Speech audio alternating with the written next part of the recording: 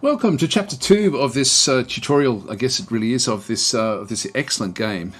This is, of course, Shadows of Forbidden Gods. My name is Dan's Tactic. Welcome to the channel. I should point out, I forgot to do it in the last episode, this is sponsored content. So if you are concerned about my biases at all, then just be aware of that. But I really am thoroughly enjoying playing this game. Now, in this episode, we're going to be really just looking at agents, and not just agents, but characters, I guess, that we can sort of see on the screen. And this will apply not equally to the heroes in the game as well. The heroes are controlled by humanity, and we control, of course, our agents. And we start the game, particularly playing with this particular god that we have. We're playing with She Who Will Feast. We start off with the supplicant, and a fair few of the gods will start off with the supplicant. The supplicant is our first agent, essentially, and we can see through here there's a lot of different things on this left-hand side that we can then look at with the actual agent itself. So the agent has got 4 different areas: might, law, intrigue, and command. And you can see that he's strongest in intrigue, followed by command, then followed by might and law. So he's a bit of an all-rounder, but his intrigue is the highest. And so the intrigue allows us to infiltrate. The law allows us to use magic, and might allows us to use strength. Quite often the might factor will directly relate to your attack factor. So there's a correlation between might and attack ability, and so this is how much damage you can do to heroes if you're fighting them, if you're sort of fighting them openly. Command it's a little bit like might, but what command is sort of almost like your ability to control groups, and so the command limit will impact how many minions of their command strength that you can actually then go and carry. So, for example, an ogre, which is the strongest of the units that we can recruit, takes up 3. So we can only have 1 ogre with this guy if we wanted to, but ogres also then increase the next little thing we're going to talk about, which is our menace. So we've got menace and profile. Now, as you do things in the world, your menace will start to creep up. Or not just creep up, if you do something dramatically bad, it's going to rocket up. And so the higher your menace goes, the more inclined the heroes are to hunt you down. And so menace is one of these things you want to keep pretty low because it makes you a target. And or sometimes you do want it high, like if you do want a character to become a target, because that's a viable strategy as well, and one that we will probably be using in this game, I think. I'm not sure if we'll use it straight away, but we will use it. So the menace is something that you wanting to keep down low. Now, the menace will go up dramatically after you do a mission, but the minimum amount will sort of stay. Like there'll be often a difference between the actual menace and the minimum, and so you can always rest and sort of lay low and allow that to creep back to whatever the minimum is. So you can actually sort of hide for amount of time. Now we've only got 500 turns to play the game, so you can do that to a certain degree, and certainly with some characters you really want to make sure that their menace and their profile stays very, very low. Now, at the moment, we're not a threat at all. Like, we're not even on anyone's radar. Like we're a 0 in menace, so we like there's just no menace at all with what we're like. We're just a vague shadow on a wall somewhere. And the profile, we're also not known, so nobody actually no one nearby knows us. As our profile increases for each 10 of profile, we then become visible to the next level. So if we had 10 profile, for example, any characters in here, or anyone that happened to be out in these locations as well, would all then be aware of us. At 20, it goes to the next range. So this village would then become aware. These would become aware of us as well. So keeping even if your menace is high but your profile is low, you can hide. Quite often, though, both rise pretty quickly. So if you're trying to sort of stay away from the heroes, then that's something that you need to be aware of. Very important mechanic that you manage that with each of your agents. It's not too many agents that you play with in the game, so it's not onerous to sort of be checking on things, and you just automate what's going on there. Now, we also have a level up at this stage. That little icon there is indicating that we've started the game going up a level, and if we hover over this one, you'll sort of see that we're currently level 0. So we've got our might, which is sort of like a darkish red, law, which is a blue. I wish that the blue and the purple were different colours, to be honest, because it's not colourblind friendly. Law and intrigue are basically the same colour to me, but I'm pretty sure law is blue and intrigue is purple, and command is green. Yeah, if the blue was a lighter blue, that would be so cool. Anyway, we've got the supplicant is at level 0. And you can see their progress to next level, 127 of 128. So we're basically at that. We're upgrading right now. Unspent skill points of 1. Actually, we're very close. Yeah, we'll upgrade and then we'll sort of be right there. Gold is 0. He's not carrying any gold. Now, sometimes for some characters having gold is important. Others, it's just not important. But they're carried around individually. It's no central repository for gold or anything like this. It's character by character. It also then goes through things, for example, like their attack values and their defense. Again, this is tied to might. So might and attack will tend to be tied together. This is its home. So its home is the Elder Tomb. Not that it really matters much. There's nothing we can do over here. And moves remaining. It's got 1 move remaining in this particular turn. If it's carrying any items, they'll appear through here. And any minions that it's actually recruited will also show into this particular location in through this side. So, over the other side, if there's any actions that we can do at this location, we'll then see it, and there's nothing we can do. And so drop cache is the only one that's available to us, but to drop a cache, we either have to have items or gold, and we have neither. So we have to then move off. Now, if we have a look at the various other locations that are nearby, now we're going to be wanting to break into certain locations. So we want to infiltrate different locations, like, for example, the Tyre Village and Fort Amy's, which will then weaken this particular bastion. Now, we had a look in episode 1, I think it was, at what was actually happening through here when we were evaluating the map. So this particular dukedom, this city of Bait, is actually got like a security of 5. And we can see through here, security represents how difficult it is to operate in a covert manner in this location. Security will increase the turns required to perform most intrigue challenges here.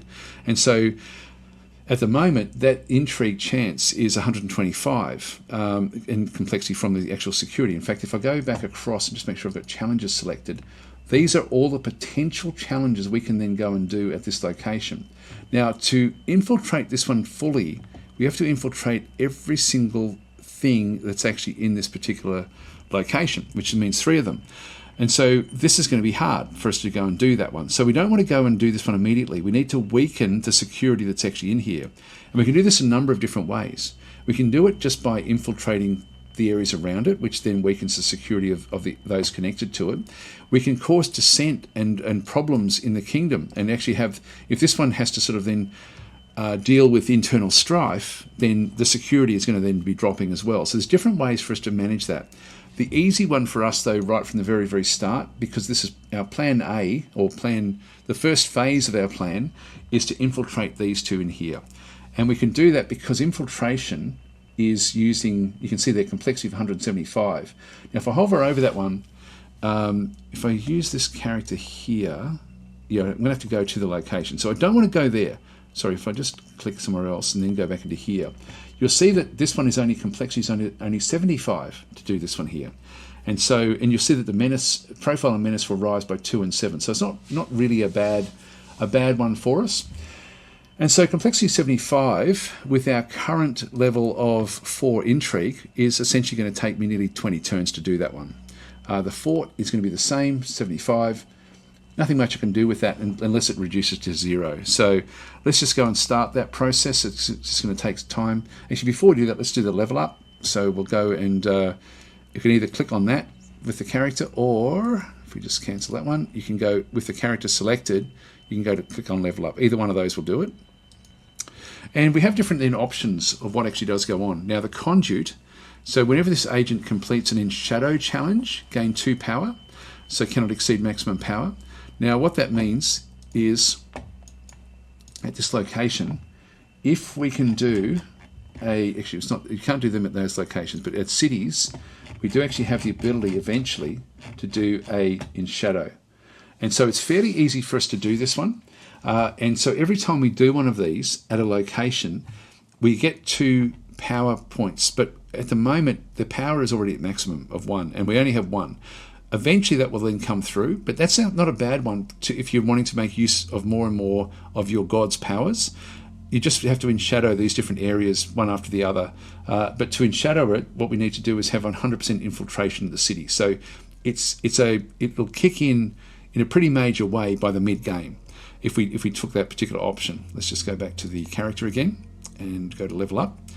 The Dying Light, so when in a human settlement, increases the shadow by 1% per turn. So we can do that even without really doing too much drama, we can slowly increase the shadow just surreptitiously 1% per turn, or Martyr in the Dark. When killed in a human settlement, all points of interest become infiltrated. Now that's not worth it. We don't want to be killing off our supplicant, but it is an option if we really do want to do that one.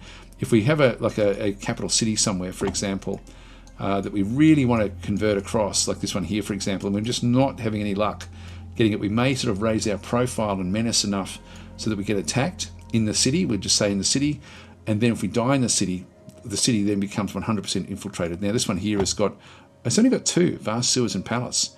That's actually not all that big. Now, this is other opportunities we can actually have a bit of a look at if we have a look at what's going on here. You can see through here, it's worth having a quick look and seeing what their food supplies are and where the food supply comes from.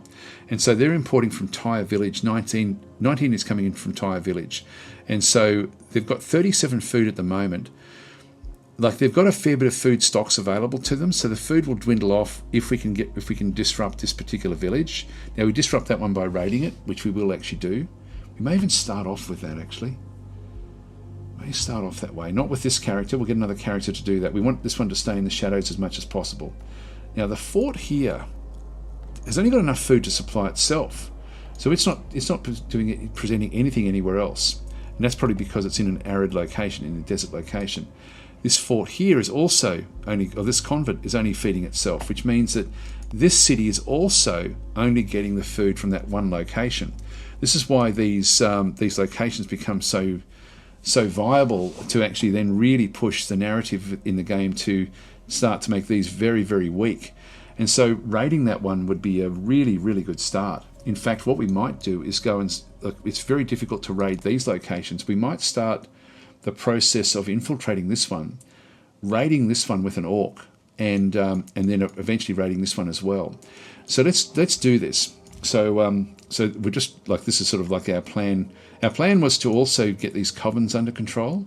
I was going to send an agent out to do that as well, but I think I'll actually use this agent once we get these first bits under control. But let's go with the orcs. They're fun to play with. So what we now have is we have you're getting more of a plan of what we're going to be doing. So rather than infiltrate this one, if I raid it, its security will drop to 0. I'll be able to then do that one much, much more easily. So let's just go across into here. And so actually I'll just right click and tell it to infiltrate the fortress. It's going to take 19 turns because of the complexity of 75. At turn 10, we're going to get an event which may push it out even further. So let's just go across and start the infiltration. So it's a long time before that actually does kick in. So that's really what we've had to do with the agent. The next thing we can do with the agent is we can actually recruit them. We've got one more agent available to come in and 2 recruitment points. Now, we don't want to be killing off our agents too quickly, but we can actually create an agent that becomes a bit of a threat. And we're going to do that now. So I'll talk through the strategy of using the orcs. I was going to do it later, but this is now too much of an opportunity. It's only 19 food coming into these locations, but it's 2 cities that will actually go into unrest a little bit if we raid this particular location. So we don't have to go crazy with this, but let's just start the process. So what we want initially is to go and get another agent. Now, if I go down to create agent, anything that I can create on the map will show up in here. And so I can always create generic agents. Now, if we don't have any orcs on the map, you're not going to be able to play as a warlord.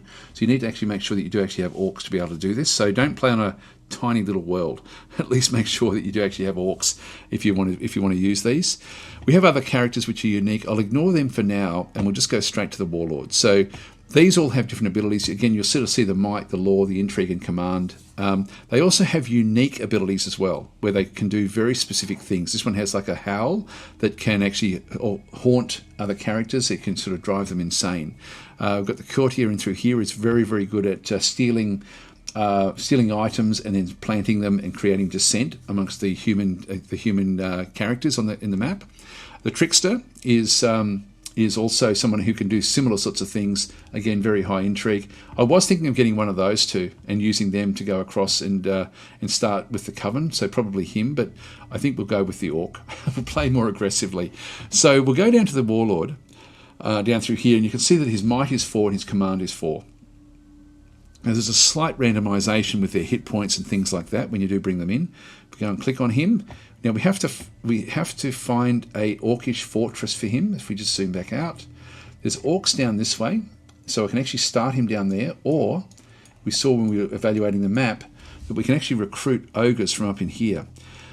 What I'm going to do is I'm going to actually go and start by recruiting him as close as I can to where I want him to do his first actions, which will be this village. And so I'm going to actually start over here. And then we're going to go and do one raid there, move him through the oceans, start recruitment, and maybe even do one or two actually. Let's just see how we go. Or we go after a manticore almost straight away. But I think we'll raid this, then go for the manticore, which I think the manticores were down in here somewhere as well. With him, that will then give him level ups and abilities. So I'll show you what I mean. Let's just go through it in a bit of detail. So we'll go and click on that one there. We can now select that location as his start location. So this is the fortress mess. So select. He then gets added in, and we get to give him already one other thing. Now he's got command of 4. I told you before that the ogres require 3 command. If I go and get 1 extra command right now, he then goes to command 5. We need 1 more to control 2 ogres. At 2 ogres, he is really, really hard to control. Now he's part of this particular fortress of orcs. He doesn't have to do anything. He is like an orc warlord. He goes off and does his own thing. So he's warlord foreign day. Now as he gets more infamy and more menace, the humans will start to try to hunt him down if they can. At the moment though, he's on 0 and 0. He's only got 5 hit points, so he's pretty weak. That's a bit of a problem actually. But he's got 4 attack and 2 defense. If we increase his might over time, that will also increase. Now, as far as like at the moment, we can get him to go and raid like 1, 2, 3. He can be over here raiding very, very quickly. That will increase his menace a little bit, menace and profile. There may be orc hunters that may come after him. I think what we might do is if we have a quick look at and go to, is it 7? And have 6 and have a quick look for the wandering manticores.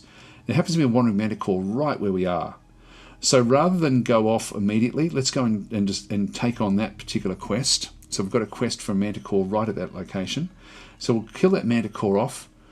We could kill both of them off actually. And so let's just go back out of there, go back into here, grab this particular character. What the manticore will then do, so if we defeat the manticore, so killing the wandering manticore at this location, gaining its head as a trophy, grants +1 might and command. Only 1 trophy at a time can be used by an agent. And so no point getting the second one in this case. But getting one of them, now I'm wondering if we don't go there and get it. Because there's one right there as well. You can sort of see when I click on it that's one of the things that do come up. So defeat manticore. And so in this case, I think I'll do it from this location. The humans will do this eventually. And they can even come into here and do this eventually as well. Like it's not going to, the orcs won't stop them from doing that. I think we'll defeat it in here. You can see complexity is 40. We're using might, our might stat, to sort of defeat this thing, and it's going to take 10 turns to do that because of the complexity. So we'll just get that one started. All right, and that's both agents are now sort of doing what they're doing. Once he gets the manticore, we can then have him divert across, raid this village maybe twice, and then we'll head across the world and start to recruit some ogres up in through there. So that's sort of what we do. Now we're just going to end our turn. Actually, one other thing you should do at the very, very start, actually what I might do is I might, in the next episode, talk about heroes. And so I'm going to leave this episode here. And so the next episode will be all about heroes and how they work and what their motivations are and what they do on the map. That way I can spend an episode. It makes these a bit more digestible. So anyway, we've now got 2 agents on the field. In this case, we're going with an agent that is really going to be built around combat. And so he will have a high menace fairly early on, but he's going to be very difficult to take on if we can get him to combat 6 or command 6. So we just need 1 more point of command and 2 ogres. Makes him almost unstoppable. So anyway, that'll be the plan of attack for that particular character. Anyway, I will leave it here, guys. Thanks for watching. I'll catch you in the next episode where we talk about heroes.